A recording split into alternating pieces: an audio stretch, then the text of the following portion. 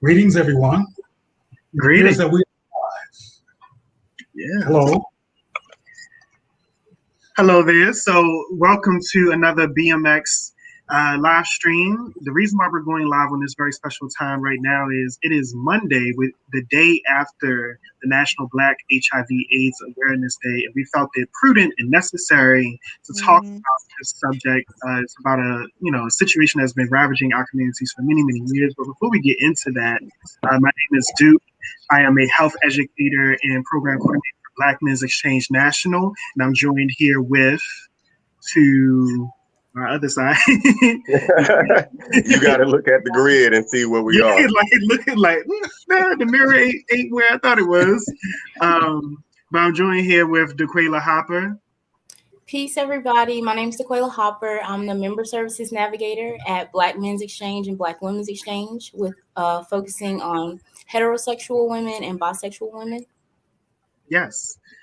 And that is her contact information. If you're looking to get some services, it's also the same number for our community number. If you join our community number and you ask for DeQuayla, you'll be linked to get some services and navigations from her specifically. I also have Kashama Sankofa. Peace, y'all. It's Kashama Sankofa. I'm sure you recognize me as well as DeQuayla from the BMX Health live streams. I am currently a health educator with Black Men's Exchange. Glad to be here. And last, certainly not least, we have... Greetings, everyone. I'm sorry. I want you to finish your introduction, Duke. Dr. Monago. Greetings, everyone. I love that picture of you, DeQuayla. Anyway, I'm Cleo, and we're here to talk about this issue of HIV/AIDS in the Black community, but from a perspective that is going to be directly affirming, informative, contextual, and organic to Black life and culture. And we're excited about it. And the theme was something about a package. Could somebody remind me about the package? So the theme is refusing the package, protecting Black life. We'll probably go into exactly why we called it the package in just a little bit. Very quickly, I want to mention, because we sometimes never do this, and I think it's necessary. BMX, Black Men's Exchange National, was founded in 1989 by Dr. Cleo Monago. And BMX is dedicated to dismantling barriers to the well-being, dignity, self-respect, and protection, empowerment, and responsive public policy in the prevention of health threats among diverse males of African descent, 19 and up. But our work has been so widely accepted that we are rooted in dealing with the entire Black community, and we've been doing this work since 1989. So that is what joins us here today to talk about this topic. So refusing the package. Anyone's heard about he or she got the package? Y'all have heard that language before? The package. Yeah, of course. Well, you probably know its origins, Kashama. About how long ago did we start talking about that? I was gonna say I may not know the origins, but I know when I started hearing it, I would say within the 90s, mid 90s, I heard it, and really, there a lot of words started being created during that time to explain the phenomenon. I think a lot of us didn't want to actually call it for what it was due to a lot of stigma. Well, to do this topic appropriately, we need to talk about the Black history of HIV. And one of those things is the racist barriers that prevented treatment to our communities, not only just in terms of members getting access to healthcare, but also the economic disparities that was going on in our communities. Want to shout out to Anair. Thank you, Anair. Said thank you for telling us about BMX founding and what the org is about. And that's Henri, actually. Brother Henri, is actually very active in his community in his own right. I believe down in Atlanta. So we thank you for tuning in, brother. Shout outs. Now I have a question before I say anything. Can you hear me and see me? Yes. Okay. Because I just saw some interesting things that occurred. I want to make sure I was still here. Okay, I'm finished. All right. So let's get into this history of HIV, y'all. So the epidemic hit our communities the hardest, to my knowledge, in the 80s.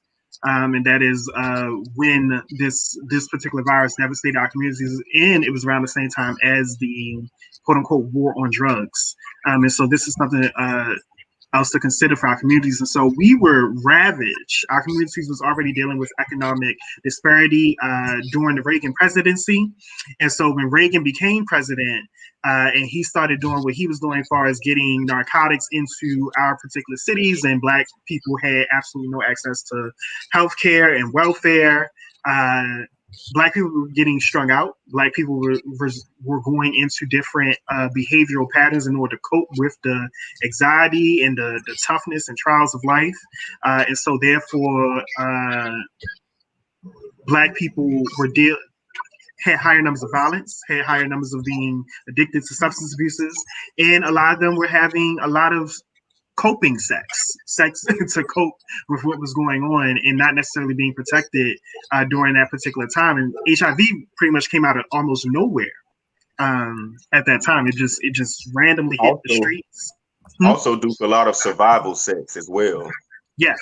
And I'm glad that we even watched that documentary, I think it's called Crack on Netflix, because it did go into a lot of what Black women faced as a result of the crack epidemic and how it affected, issues such as sexual and trafficking. And so I wasn't, I was born in 92, but I was not able to escape the false narratives that came up when it came to HIV in the Black community. I know when it was first announced that this virus was a thing and that it was impacting communities world over, they said that it came from Africa, that it came from some monkey in Africa. That was one of the things that I've heard. I also heard that after that was debunked, people said that it came from Haiti, very specifically Black nations or Black origins. And then it comes out many, many years later in, I want to say, early 2000s, that it was announced that patient zero was actually a white man who was just traveling on a plane, coming back from, I don't even know exactly where he was coming from, but traveling on the plane, he was patient zero. And so this is still, to this day, there's still many Black people who have not gotten the full history or context and think that HIV/AIDS was something that happened in a majority Black land, that is something that Black people orchestrated. I want Cleo to I guess kind of clarify this for us too, Duke, because not only was patient zero found to be a white man, but even the narrative around Haiti, HIV in Haiti, it was found that the strain that popped up in Haiti was the same strain that was found in the European or I guess US or white men who who were already spreading the strain. The first person to put a name on being a person dealing with HIV was named George Dugas. George Dugas was a French-Canadian airplane steward. What do they call him now? Flight attendant. And the reason that they found out that he had this issue is because he took off from work and he started to have lesions, which we now know as Kaposi sarcoma. He was a white man, so the lesions were very easy to see. They were dark, very dark, and he started losing weight and he became very sick. George Dugas was the person to be first talked about in the media before he even had the name HIV. It was called a mysterious strain of death-causing symptoms among homosexual men. And the reason that is important to mention Dugas is because Dugas supposedly, they made this story up. Dugas supposedly, while being a flight attendant, somehow wound up in Zaire, in Africa, and supposedly picked up the bug in Africa. Now, what's important to reiterate, as Kashama said and as Duke mentioned, there kept being this reference to there being an African origin to this whole thing. But the getting French-Canadian George Dugas to be connected to Zaire was a stretch. And a lot of us know it was a stretch because we figured if Connie Chung said it, who was a very popular anchor person at the same time, it must be true. And as a matter of fact, even to this day, we think if it comes through the news and is on popular channels, it's being reported, that is indeed true. And often it's not. So after they blamed it on George Dugas as being patient zero, which also they found that he was not patient zero, that there were people before him who had HIV. He was just the first known case to get a public profile. What I'm going to focus on now to keep us where Black people are concerned, as you both mentioned, after they finished connecting Dugas to Zaire, which was a myth, they claimed that there was a monkey, a green monkey in Central Africa that tends to be around the so-called pygmy population that supposedly had something called SIV, which they made up, which stood for Simian Immune Deficiency Virus. So that was in the news. And that also got in movies that they made. They made movies where they recreated this myth about the monkey. Well, we've since learned that the green monkey, there's no such thing as SIV. And whatever those monkeys are dealing with has nothing to do with what human beings are dealing with, and that there's no connection at all to the so-called green monkey. However, there were books written, there were so-called scientific journals that re-articulated this myth. And then they went to Haiti. And they said in particular that the virus, which was not even called HIV yet, that's important to remember here, that came originally from Haiti. And as I think one of you mentioned, what they found out was that white men from Europe and from the United States were going to Port-au-Prince, taking advantage of poor people, buying their bodies, and they indeed white men brought HIV to Haiti. Mm-hmm. And that's very important for us to understand. But as one of you mentioned also, in the early 80s or the mid 80s, while they were talking about this virus and where it was coming from, that it was killing people, the Black community was already distracted with the so-called war on drugs, with racism, white supremacy, with murderous levels of police brutality, as we're still dealing with right now, and with having up to that late date, never on a collective basis even talking about sexuality outside of heterosexuality. And even that issue wasn't talked about from the mountaintops.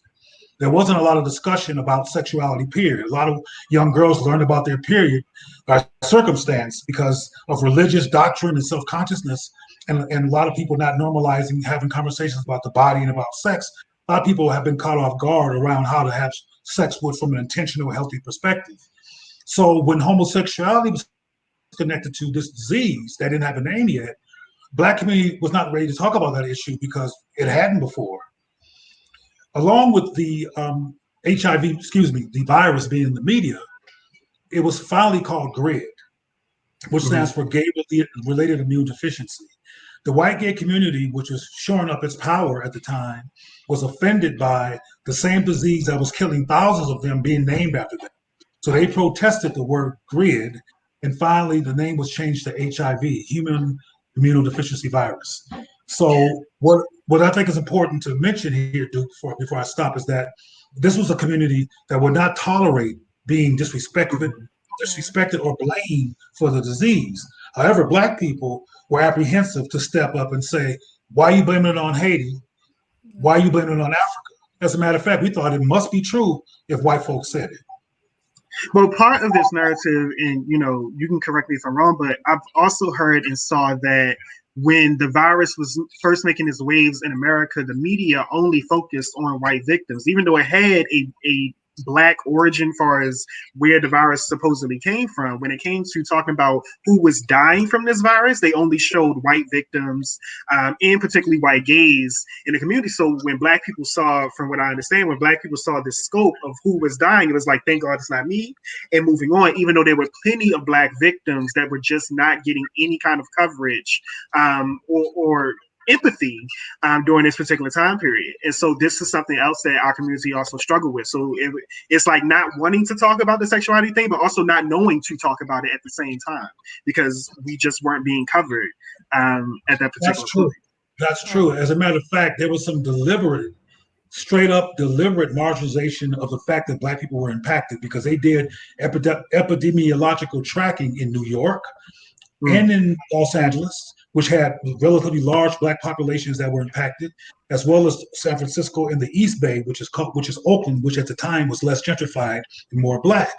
And there was a sizable Black population among those who were infected, but white people actively marginalize those numbers so white people can be the ones who are attended to regarding resolving this issue. Thanks. So Dr. Cleo, I'm sorry, I'm gonna say something real quick.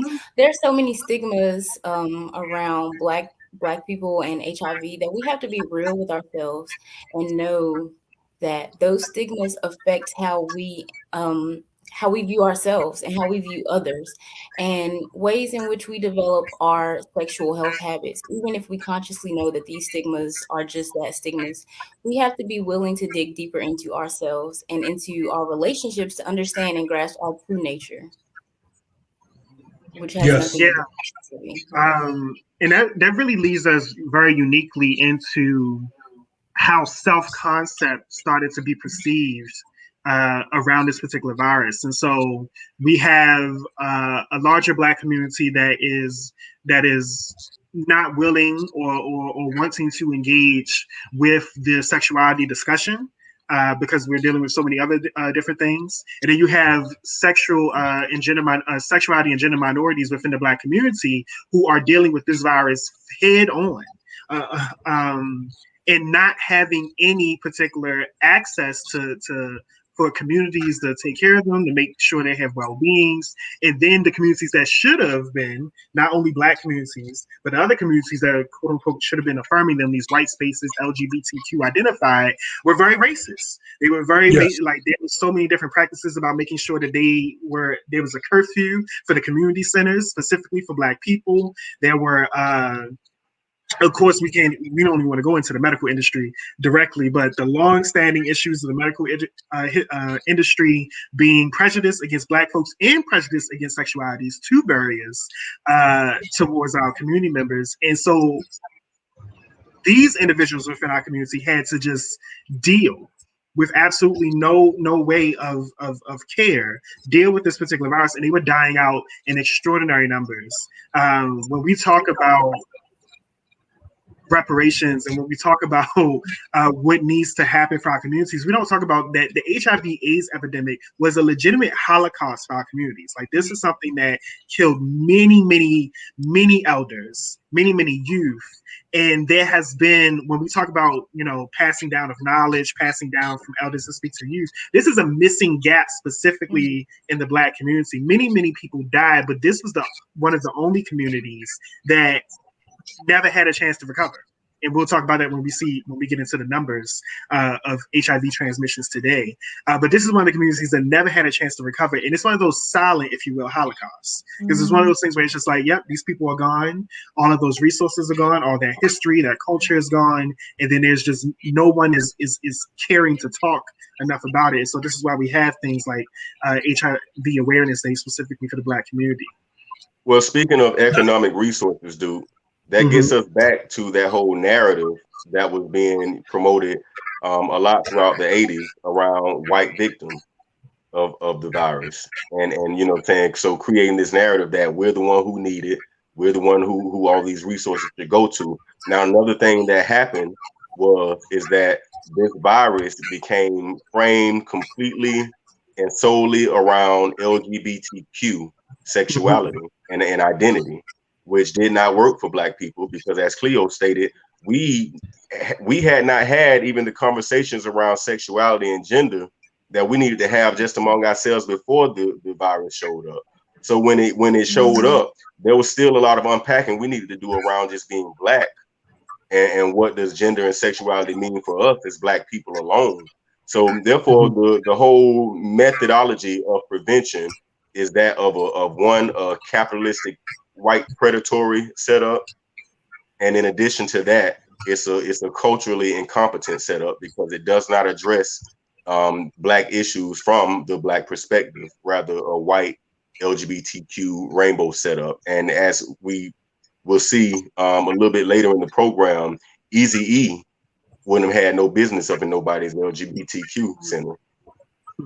Yeah, that's really important as far as that's really important as far as self-concept, because I know, like I said, I was born in 92, and so by 2004, I was already dealing with narratives in my community that, you can't be homosexual and Black. That's not That's not something that can happen. So I know it was something that was rampant during the 80s. And so with this lack of community dialogue and confusion around what is being quote unquote pro-Black, as Black people are trying to rightfully get a sense of identity, a sense of power structure that has been denied to them through so much violence that has been gender-based violence throughout the years. And so sexuality confused that subject for Black people. It was a very confusing subject, especially when you look at, and this is true today, far as who Black homosexuals were caught in relationships with. In court being quote unquote submissive to or in loving with and bringing those community members in as quote unquote family. There's so many different Black homosexuals in media that have white partners. And so this was another situation where Black people did not want to engage in that dialogue about, what is a quote unquote community issue, but you keep bringing in Beth and Vicky and all these other people. So it's definitely more layered context to that. I'm seeing here, Algie. I want to address that too. Yeah, clear. What you just described, Duke, is maybe more ironic in terms of the white male involvement through the bodies of Black men. It might be deeper than you even realize, possibly, because it was Black men who were into white men who are the ones in power to be in control of the HIV issue for Black people. And that's something to contrast in terms of what success looks like, in terms of a recipe for success and a recipe for failure. The white gays, people like Larry Kramer and other names I can't remember right now, in the ACT UP movement, which was a white gay movement against HIV/AIDS, were white men who loved white men, who were fighting tooth and nail to make sure that white men were saved, and they loved white men at home and in the streets while they protested. The mass majority of the Black men who were involved and who they handed the baton to do HIV work for Black people loved them too, and were in relationships with them too, and had a schism or conflict with their capacity or interest to love a Black person, yet they were the ones in charge. And that was a mistake. It's really a mistake for Black people who don't love Black people as a norm to be in charge of Black lives. White gays didn't have to deal with that, which is one of the reasons why they were so fundamentally successful. It was some of these white men loving Black men, these Black men who love white men got money, got jobs, got prestige, got photo ops, got on TV, and enjoyed being the Black person that white people liked, who became profile, weren't able to be off of this epidemic. In the late 1980s, a doctor. We thought we could work through it. Dr. Monago, is your audio is pausing a little bit. It's breaking. Okay, am I back? We're gonna give it a little bit and see if you can hold that thought. What I wanted to, in conjunction with Cleo saying, it's very important to note that this is the truth far as who is in charge of loving on the Black community and making sure the Black community is successful. And so oftentimes it is either Black people who are infatuated with white individuals, which has not worked for this community at all. And on top of that, it's often white people who are often in control of the resources and the money in the first place. So it is these individuals that we have to quote unquote go for our quote help and assistance. And something that I know that even when it came to affordable treatment for HIV/AIDS in the Black community, this was something that I'm aware of that white communities had at least 4 to 5 years before it hit some of these more southern, quote unquote, more rural areas of the states. This is something that Black communities did not have access to until 4 to 5 years after white communities had access to the healthcare. Even though same amount of money, it's just that these drugs literally did not come to these communities until 4 to 5 years later. And so it was always this gap of information. And to this day, it's still a gap of information. Like there's things I can drop now. There's a concept, and we'll talk about it later, called U equals U. But this is something that scientists and doctors have known for a couple of years now, and they just started circulating it widely in our communities to be as a form of prevention of HIV transmissions. It's always playing catch up in our communities. It seems like you may be back now, Doctor. Yeah, is my transmission clearer now? Yes. Okay. Well, one of the things I think I was saying before that occurred was in the late 80s, a doctor, an HIV/AIDS doctor who was also an oncologist named Dr. Herman Masonette, invited me to accompany him to a speaking engagement in San Francisco to talk about HIV and AIDS in the Black community. Now, mind you, at this time, Black people were dying. Same gender loving Black men were dying like flies, including the love of my life at the time. And it was a major issue, but Black people were not being properly attended to because of Black lace on the HIV issue. Am I still here? Yes, you're back. Okay. Anyway, to make a long story short, after Dr. Masonette spoke, I spoke.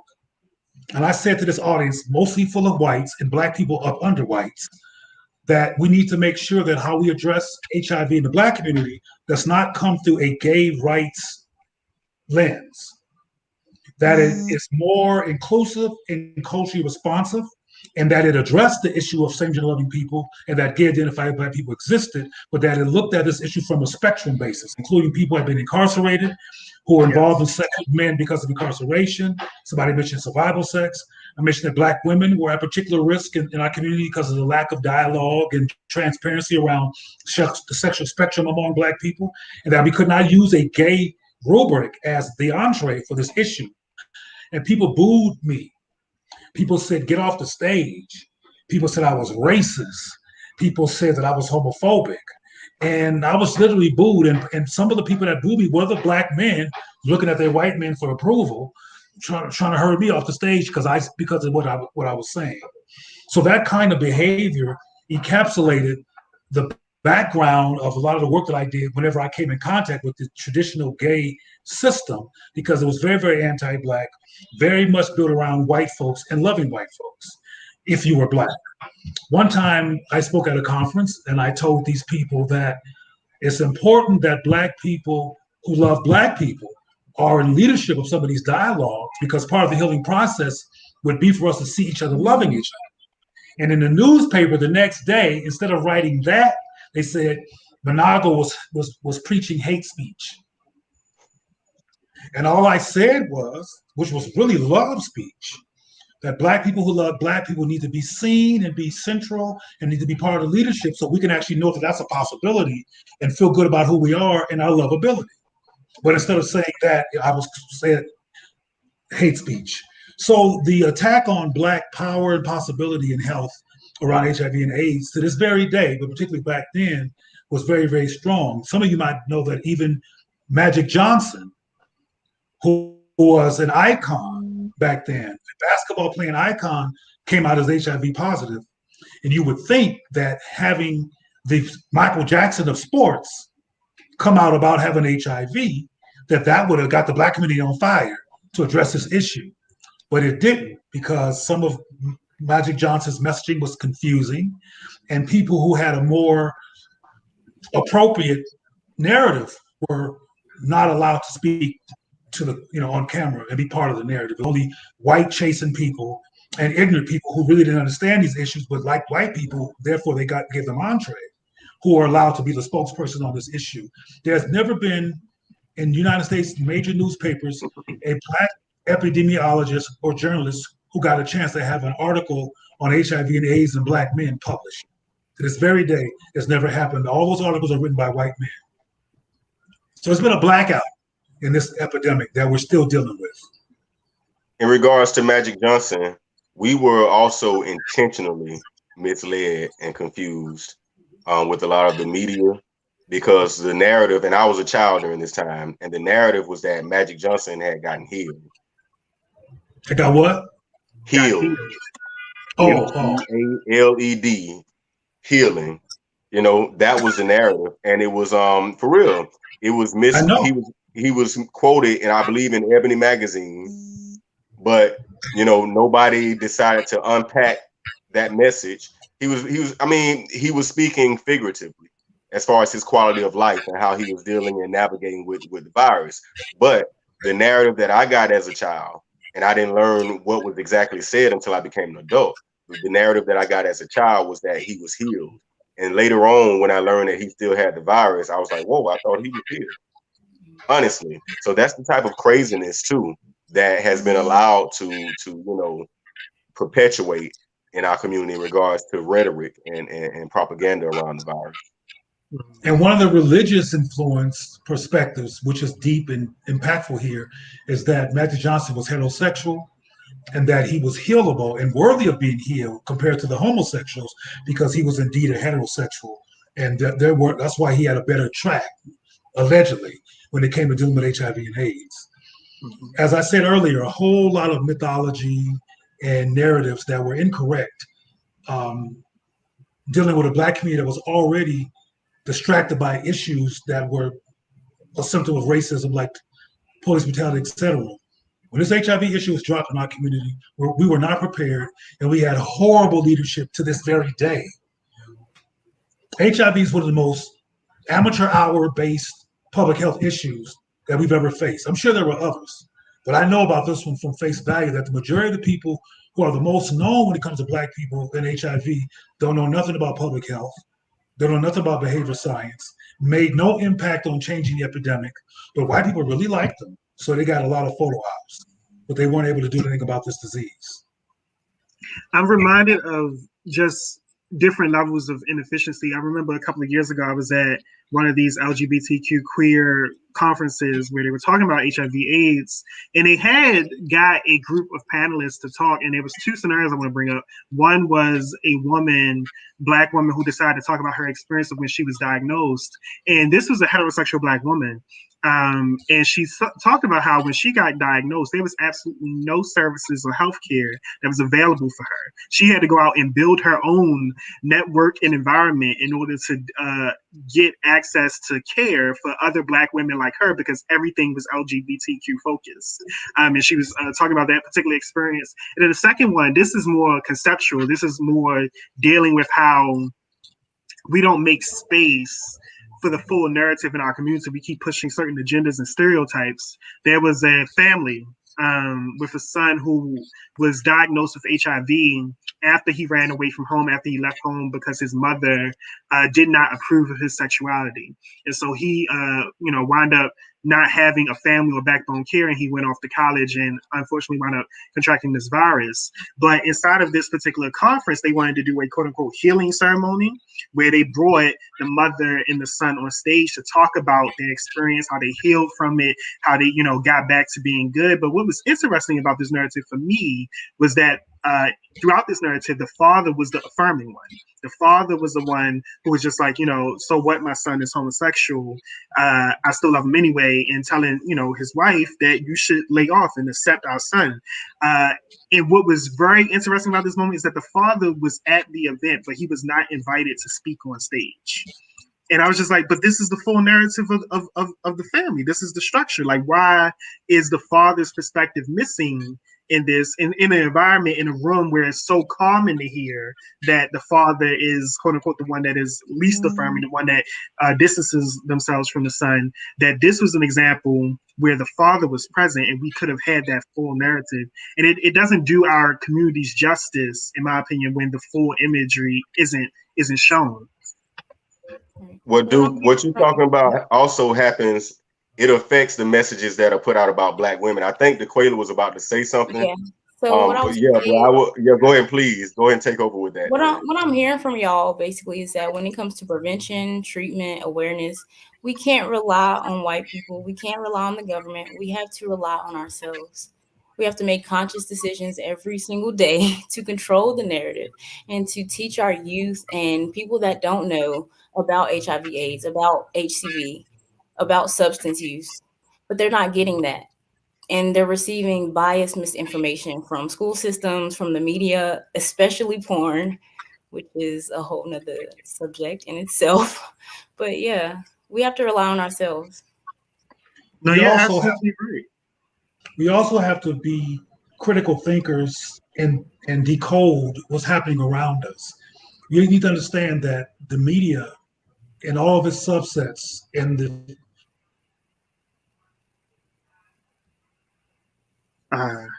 Hey, Duke, I just want to explain something to our audience as well. There has been some kind of janky stuff going on with the internet and a lot of live streams. Apologies. Yeah, you see DeQuayla, she's been going in and sad. out, and Dr. Monago is having some challenges too. The other live streams last night on YouTube and everything were cutting up. So we're gonna work through it, and if it happens, then that's what's going on. Yeah, thank you for that clarity. It seems like our streams are stable for the moment. Cleo, you're still unstable. I'll let you know when it comes in. Well, Duke, real quick, I just want to get on that point, and what you and DeQuayla were talking about as far as the materials that we receive or the efforts that we see happening from so-called government or white organizations or whatever. A lot of what's being happening is the narrative around Black men is being corralled into that LGBT format.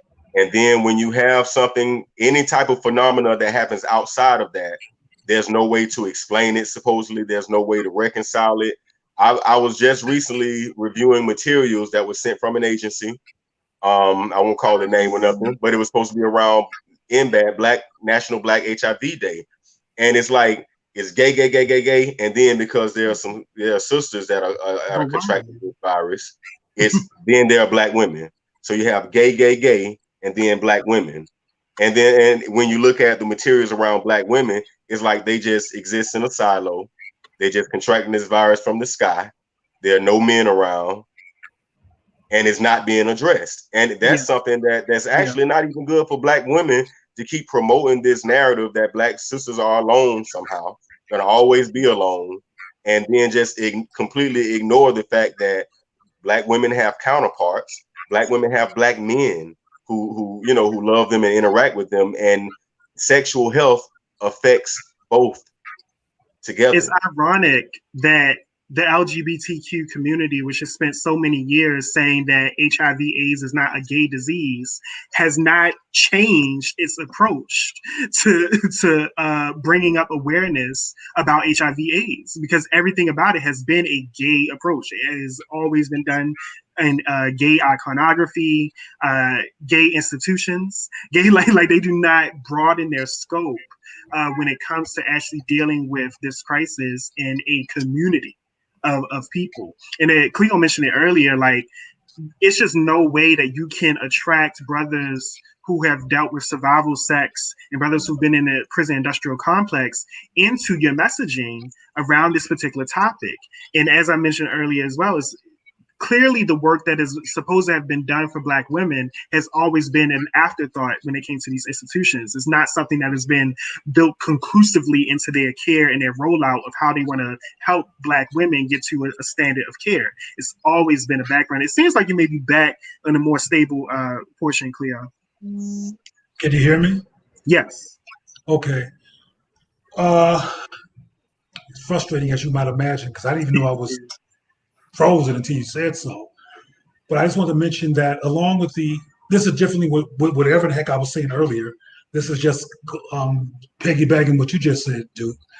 Another group of people that always gets neglected, along with heterosexual identified men who have been incarcerated, men who are involved in survival sex, who don't feel like they're part of anything called gay or LGBTQ, or same gender loving and bisexual Black men who just don't feel an affinity to all the LGBTQ rainbow stuff.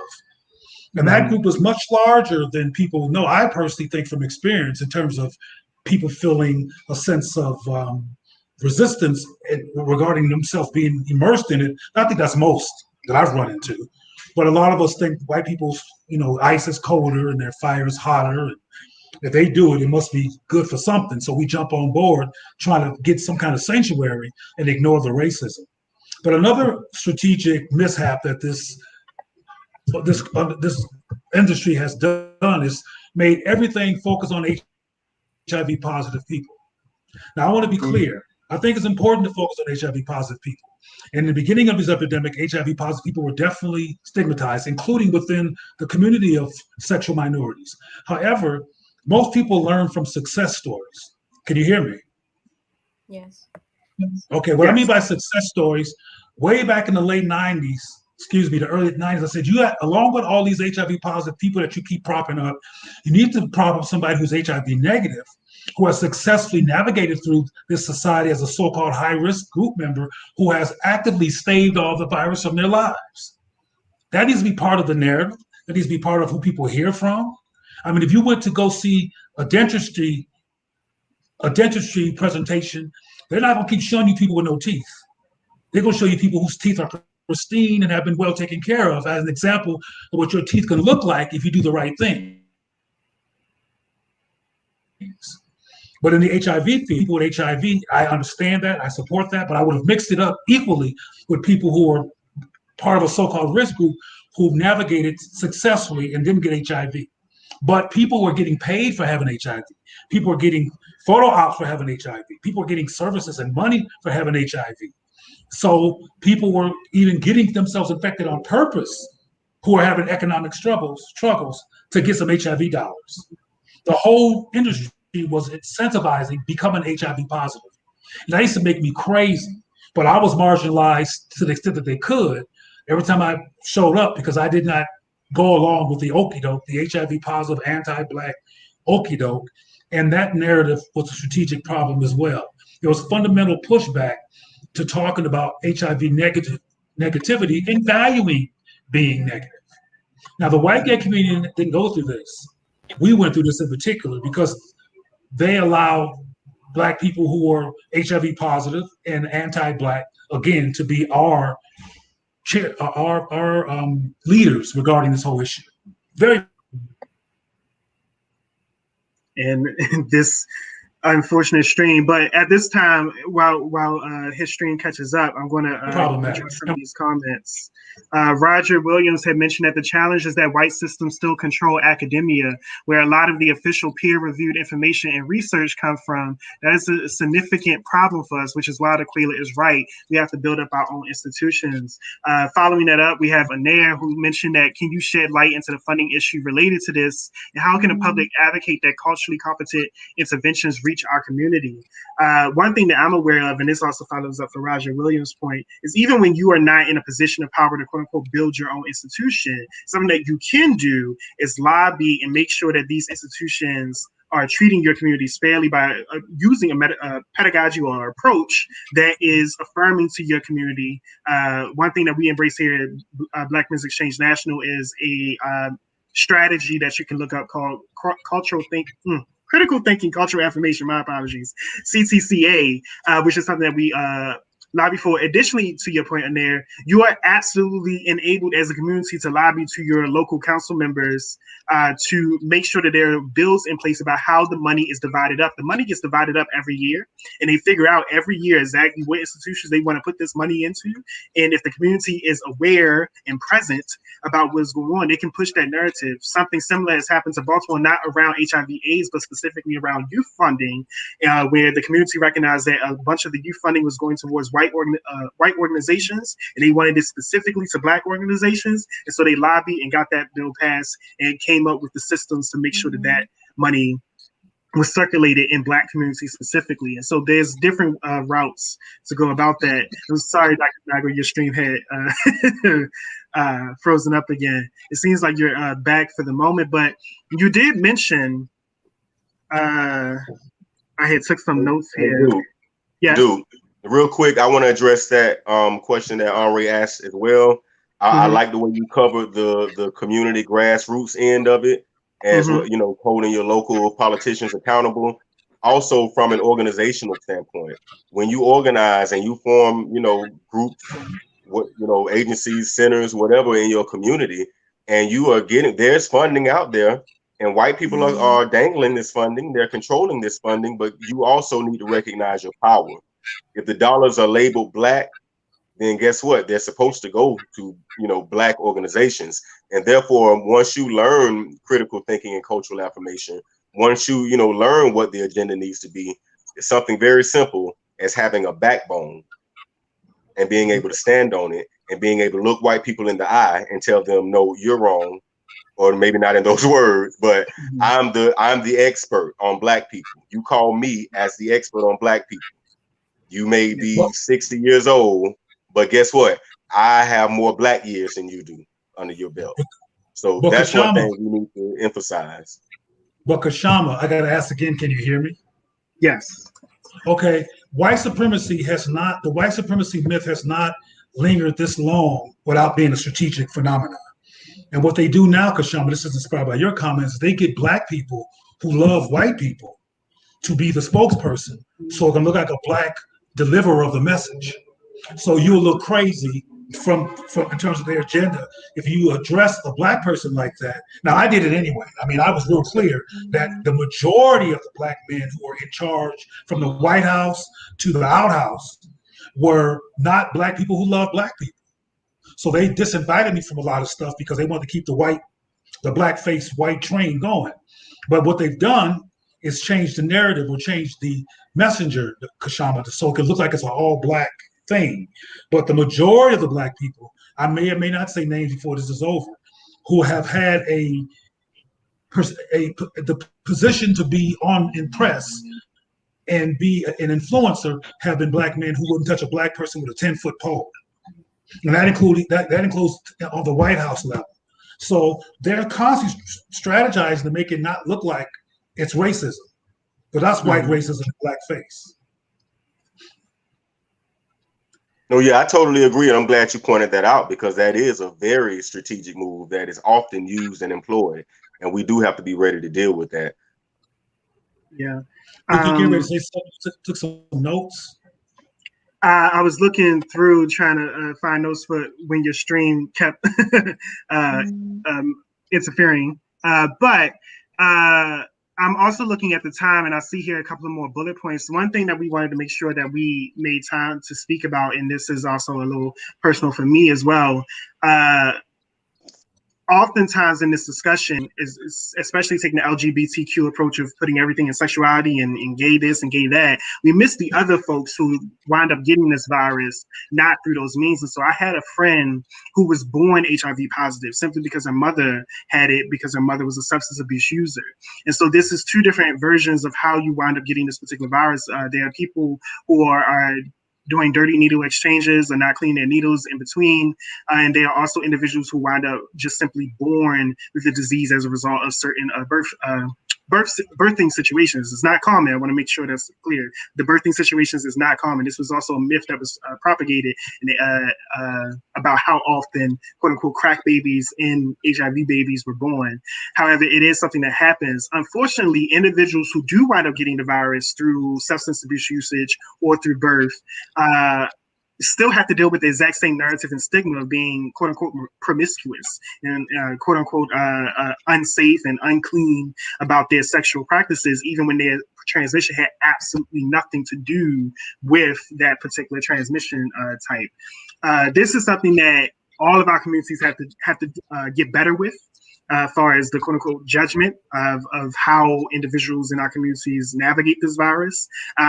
And even if they did get it through sex, it's not a promiscuous activity because everyone at this point in time should know that it only takes one time to wind up getting this virus. And I know individuals who had sex only once and have now have to take a pill every day in order to maintain their viral load. And so it's just more ways that our community has to become more involved in this discussion. I'm grateful for the Black community members who I've seen who dive into this work. And I want to be very clear, it's so many Black heterosexual men who have dived head into this work who do not get any type of credit.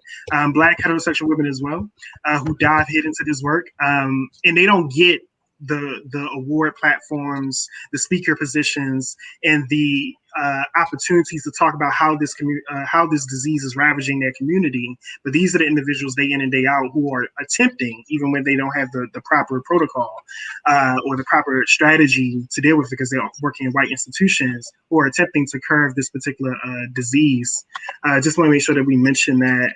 Bongani had mentioned that most of their friends got it and it came from a cheating partner, and that is another situation as well. You can be completely faithful in your relationship. You can be completely faithful in your relationship and you may be with a partner who is unfaithful, and that is another way that people can contract this virus. It has nothing to do with being promiscuous or quote unquote dirty or hoeing and things, all these different negative associations that we have with this particular virus. But it does lead us into a very important part of this discussion though, Duke, along the line where we went over self-conceptual health as far as how we see ourselves. but that also influences our behavioral health, how we value ourselves, as well as how we value our partners and other people. So especially people who look like us. If you don't value yourself, 9 times out of 10, you're not going to value those who resemble you. You're going to see, the same worthlessness in them that you see in yourself. So that's very interesting, and I'm glad Bongani brought that up in regards to people contracting it from a partner.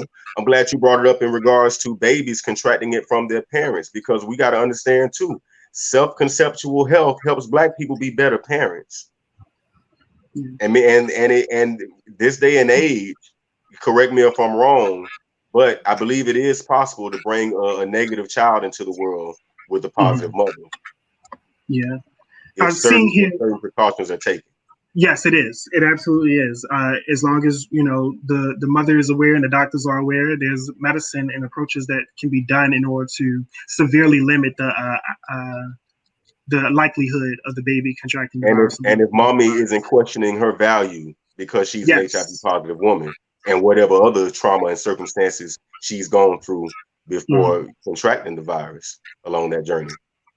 I'm looking at one of my notes. Cleo mentioned this earlier before the stream started to break up, but when it comes to what we call HIV mascots, who are individuals who get propped up in the community to talk about why you shouldn't or you shouldn't contract this virus, even when they are individuals who had the virus in the first place, it sends a different kind of message to the community, because there's almost no representation of HIV negative mascots, quote unquote, individuals who have lived the lifestyle, individuals who live long, healthy lives of not contracting this virus, being spokespersons on how you can do the same. And this is something that queer institutions have not made space for in our communities. They always put up HIV positive individuals as some kind of scarecrow for the community, which does nothing to help the self-conceptual health of HIV positive persons, nor does it help the self-conceptual health of HIV negative persons who have to receive this messaging, because it puts up this idea that I'm not supposed to be like you. It puts up this othering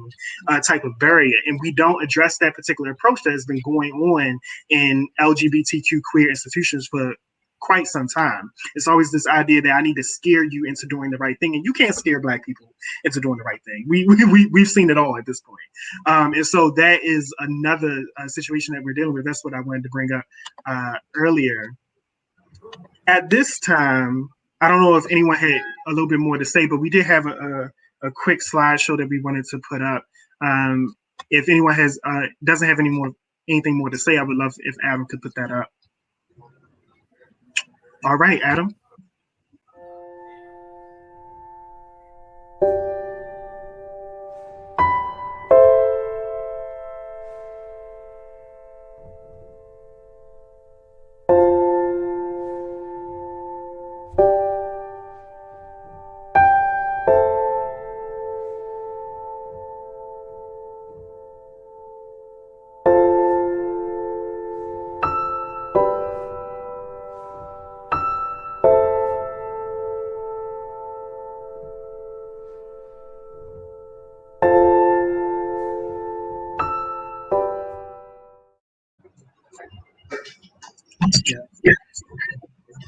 As mentioned earlier by Kashama, Eazy-E is one of those brothers who would have completely missed the LGBTQ messaging done to quote unquote combat this virus. And these are just some of the individuals that we missed. I know that Adam also had specific imagery at this point now that to speak to more Black women's health issues. If Adam has that image ready, he'll set up. HIV prevention starts with me, women and girls. And so this is just more things to be considerate of when we're dealing with this particular virus. I didn't mention this earlier, but Black Men's Exchange, and this also speaks to one of the questions that we had, Black Men's Exchange is not an HIV organization, but because of the mission statement that we have, because of the care that we have found strategic ways to partner with various institutions who do call themselves to be HIV organizations to make sure they are effectively serving our communities in ways that we see fit, ways that we see effective, in ways that are culturally affirming. And so that is also another route that people can take. Even like everyone is not expected to be a brick builder. I'm not expecting everyone to be a brick builder when it comes to building an institution and things like that. However, we all find ways that we can quote unquote fit in. And that one of those ways is by making sure that the institutions that are inside of your local communities are responsive to the needs in your community. That money is for you, and they have to adhere to that. The only thing that it takes is for someone to call them out on it. Because once you call them, I promise you, once you start calling them out on it, they will start adjusting, because they are contractually obligated to bring that money to you and your community and serve your needs. But once you get the money, you have to properly administrate the money and properly manage the money, particularly if you care about Black people, because you can be totally in common with the money. There's one organization who made themselves well known in this country, whose director misplaced, in quotes, $500,000, who the feds still give money to because he fits the political agenda of their larger focus. So somebody like myself, who they claim misplaced $20, might get in the paper as somebody who did something wrong. So my point to you, which is why I have never taken $20. The point to make to you is that when you get the money, you have to properly manage it. That's a whole nother meeting. Get the money, but properly use it so you won't have to be destroyed by people who are doing like this and waiting for you to be destroyed if you care about Black people. Because this is not a neutral ground we live on. We live in an anti-Black society. And one of the best examples of that is how the HIV/AIDS epidemic has rolled out and how we're going into year 2021. And Black men who have sex with men are still disproportionately impacted in levels that can be compared to the poorest parts of the world, including poorest parts of Africa in this high-tech country, because the bottom line is that the approach has been destroyed and compromised by all the things we've talked about and things we have not had a chance to talk about. One of the fundamental messages for me is, if you love Black people, that should be a prerequisite, along with skills, to be in charge of Black health. If you don't love Black people, or if your personal life does not involve the actual love of Black people as the norm, and you are anti-Black, no matter how much you impress white people, you should not be in charge of Black life, because then we will fail. And that's one of the fundamental recipes behind Black HIV failure, is the lack of people who care about Black people being in decision-making positions.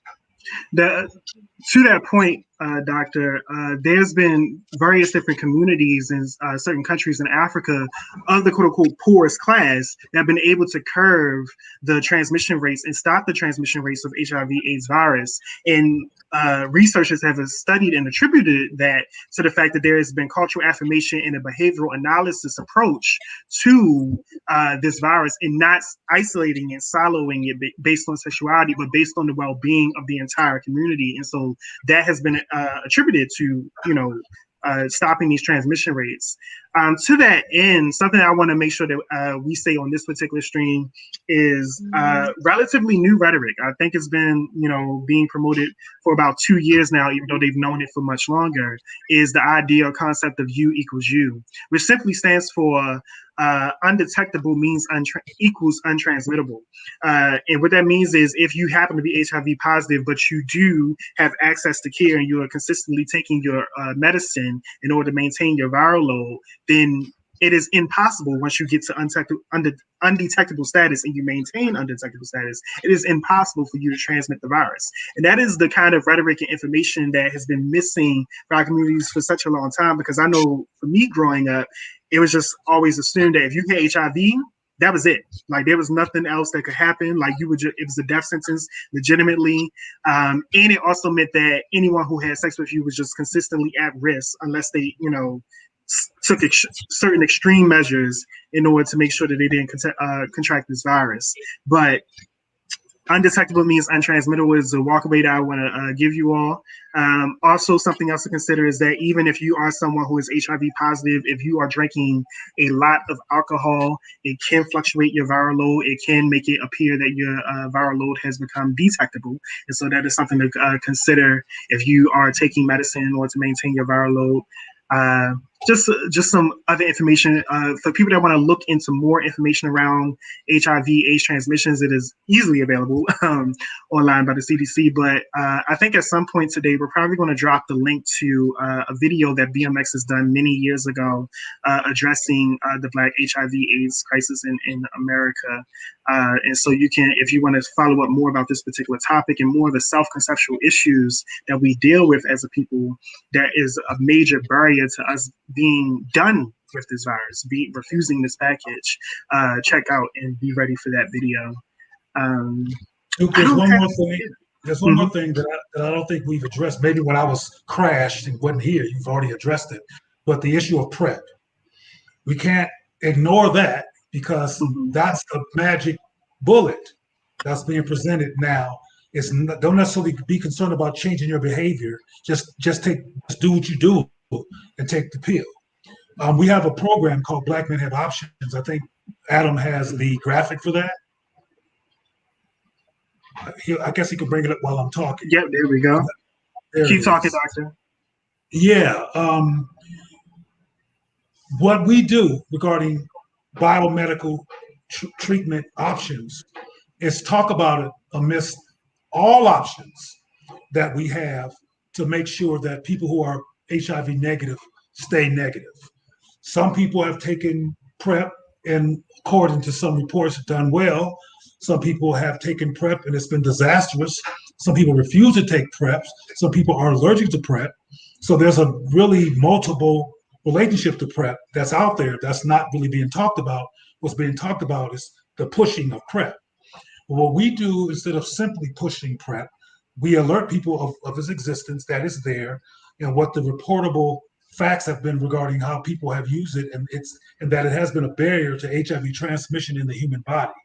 However, we also talk about behavioral prevention methodologies so people can not get it without having to take medicine if they choose that. So there's more to talk about that. So you can call that text number that I'm sure Adam will put up at some point to get more information. But we're into making sure that our people know that they have options, meaning that you don't have to just do what everybody's telling you to do. That may or may not work for you, but learn that there are options for us to keep us from getting HIV and or spreading HIV. Yes. Well, I think that pretty much wraps up today's HIV/AIDS awareness broadcast. Again, every February 7th of every year is National HIV/AIDS Awareness Day. And we wanted to take the time to make honor of that. Yesterday was a Sunday, and so we came here for the working day to make sure that we speak to our populace. Thank you for tuning in with us. Thank you for staying with us, especially to those who watch this in the future. Again, join our community by texting 410-826-6264. You have opportunities to suggest discussions. You have opportunities to maybe come up here and maybe you want to co-host an entire stream with us at some point. If you need access to navigation services or have suggestions for someone who needs access to navigation services, you can also take care of that within that number. That screen is up right now, again, with our Mr. Quayla Hopper. With that being said, you all, I think we're done here, and I want to leave you all with what the next health education live stream topic is, which is very fitting for not only Black History Month, but very relevant to what we are discussing today. And so that topic coming up, and I'm going to get that date here for a second, is decolonizing sexuality. That is going to be on Friday, February 26th. Friday, February 26th. Decolonizing sexuality. And so that is a live stream that will actually be led by Kashama Sankofa here. And so that will be very, very, very fun and engaging and educational. No doubt. No doubt. Yeah.